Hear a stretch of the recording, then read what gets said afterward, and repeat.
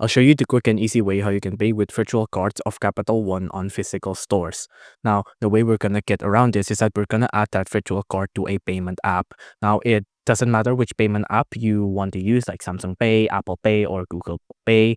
Any which one of those work, and the steps are pretty universal. Like the general steps is adding the credit or debit card to the app, and then using Tap Pay from that app to pay on the store, right? So first off, we're gonna get the number for our virtual card, right? We're gonna treat this as if it's a real credit and or debit card that we can actually hold.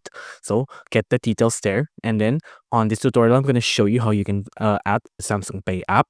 But again, the steps are pretty universal. So first off, if you're using Samsung Pay, just click on Get Started when you first open the app, and then tap on the plus button here to add a credit or debit card, and then just tap on Add Debit or Credit Card again, right? After that, go to the Samsung Pay app, pick the credit or debit card you want to use. For in this case, it'll be the virtual card from Capital One.